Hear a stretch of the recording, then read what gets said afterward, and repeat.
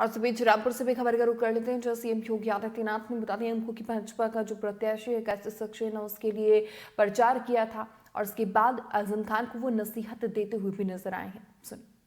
भाइयों बहनों, मुझे आज आप सबके सामने बताने में कोई संकोच नहीं कि जो समाजवादी पार्टी के एक नेता लगातार आपके बीच में आकर के कह रहे हैं कि उनके साथ अन्याय हुआ है, मुझे लगता है इससे ज्यादा गुमराह करने वाला दूसरा वक्तव्य हो ही नहीं सकता। व्यक्ति के कारनामे उसको उसके कार्यों की सजा देती है। जिसने जो किया होगा वह फल भी भोगेगा। मामले न्यायालय में है, मेरिट के आधार पर न्यायालय निर्णय ले रही है, तो उसमें सरकार और पार्टी को दोषारोपण करने का कोई मतलब नहीं होता है। और मुझे तो कहूंगा मैं उनसे कि वे अपना स्वास्थ्य का ख्याल रखें। अनावश्यक रूप से क्यों बेकार जनता के सामने आकर के जनता को क्यों अनावश्यक रूप से,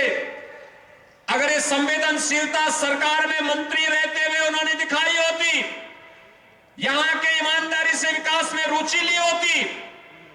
यहां के प्रतिष्ठानों पर कब्जा करवाने की बजाय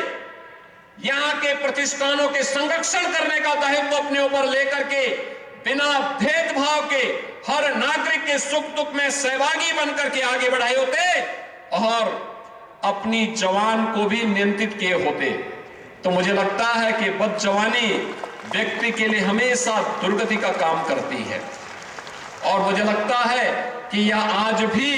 हम उनसे यही कहेंगे।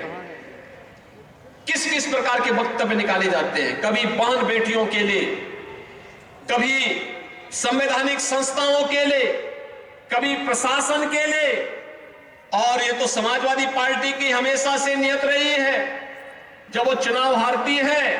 तो पहले इलेक्शन कमीशन को दोषी ठहराती है, फिर वह ईवीएम को दोषी ठहराती है, फिर प्रशासन को दोषी ठहराती है और फिर पुलिस कर्मियों को दोषी ठहराती है, लेकिन अपने कारनामों को कभी वे लोग दोषी नहीं ठहराते हैं। भाइयों बहनों, अगर अपने कारनामों को ये लोग दोषी ठहरा करके जनता के सामने माफी मांगते, हो सकता जनता जनार्दन उन पर रहम करती, लेकिन जनता भी जानती है ये सुधरने का नाम नहीं लेने वाले हैं, सुधरेंगे भी नहीं,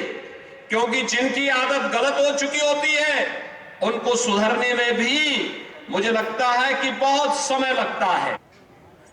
पिछले 5 वर्ष के अंदर देश के अंदर सबसे अधिक चुनाव और उपचुनाव झेले हैं, तो उनमें से रामपुर एक है। भाइयों बहनों,